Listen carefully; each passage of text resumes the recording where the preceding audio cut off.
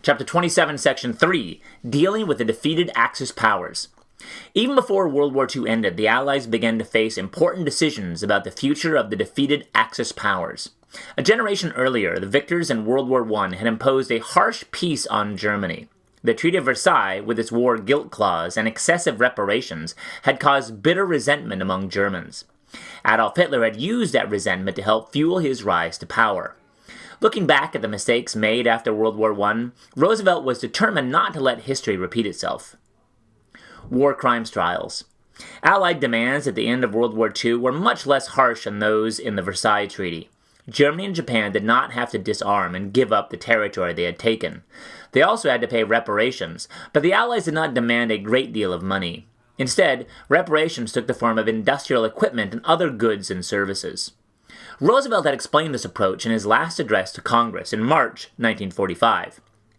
By compelling reparations in kind, in plants and machinery, in rolling stock, railroad cars, and in raw materials, he said, we shall avoid the mistake that we and other nations made after the last war.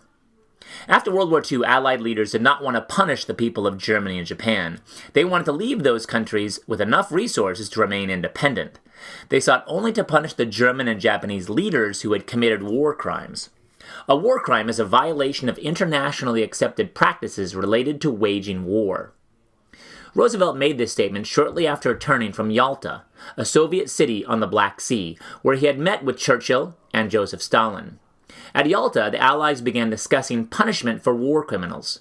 5 months later, at a meeting near Potsdam, Germany, the new president, Harry Truman, agreed with the other Allies on a plan. They would give Nazi war criminals fair and open trials. The trials took place at Nuremberg, Germany, in front of an international military tribunal. The judges and chief prosecutors of this tribunal or court came from the United States, the Soviet Union, Great Britain, and France. The American prosecutor, Robert H. Jackson, presented the opening statement of the trial. The wrongs which we seek to condemn and punish have been so calculated, so malignant, and so devastating that civilization cannot tolerate their being ignored, because it cannot survive their being repeated. That 4 great nations, flushed with victory and stung with injury, stay the hand of vengeance and voluntarily submit their captive enemies to the judgment of the law, is one of the most significant tributes that power has ever paid to reason. Robert H. Jackson, opening remarks, November 21st, 1945. The 22 defendants of the Nuremberg war crimes trials included leaders of the Nazi Party, the military, the SS, and the Gestapo. The SS were the elite Nazi party corps, most infamous for running the concentration camps. The Gestapo were the secret police. These leaders were charged not only with war crimes, but also with crimes against humanity, such as persecution and extermination. They all pleaded not guilty. On October 1st, 1946, 12 defendants were condemned to death by hanging, 7 received prison terms, and 3 were acquitted. Other trials followed. Those convicted of war crimes included officials who ran concentration camps and doctors who carried out gruesome medical experiments on inmates. A separate tribunal met in Tokyo in 1946 to try Japanese war criminals. The trial lasted more than 2 years and found 25 defendants guilty. 16 received life sentences and 2 received lesser sentences. 7 were sentenced to death by hanging, including Hideki Tojo, Japan's leader for much of the war. From enemies to allies, rebuilding Germany and Japan. The Allies also set out to restructure Germany and Japan after the war. At Yalta, they had decided to divide Germany into 4 military occupation zones, 1 each for the United States, the USSR, France, and Britain. Although Berlin lay entirely within the Soviet zone, it was also divided into 4 parts, 1 for each occupying power. During the war, Allied bombers had destroyed many German cities. As a result, many Germans continued to suffer from famine and disease. At first, the United States did little to help rebuild Germany. It was more concerned with dismantling German factories to eliminate any war-making capacity.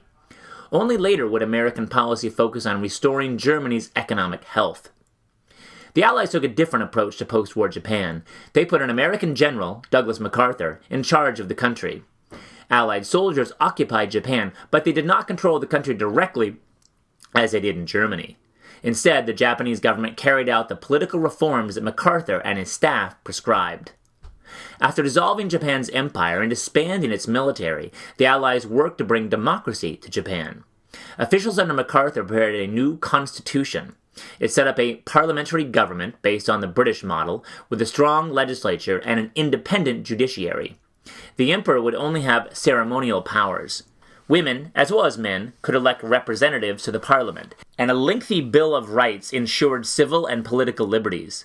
The constitution also stated that the Japanese people forever renounce war and the threat or use of force as means of settling international disputes. At first, as in Germany, the United States sought to weaken Japan's industrial economy.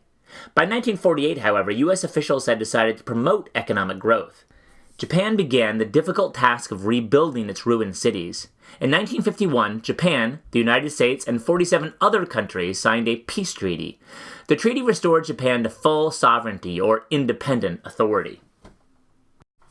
Chapter 20.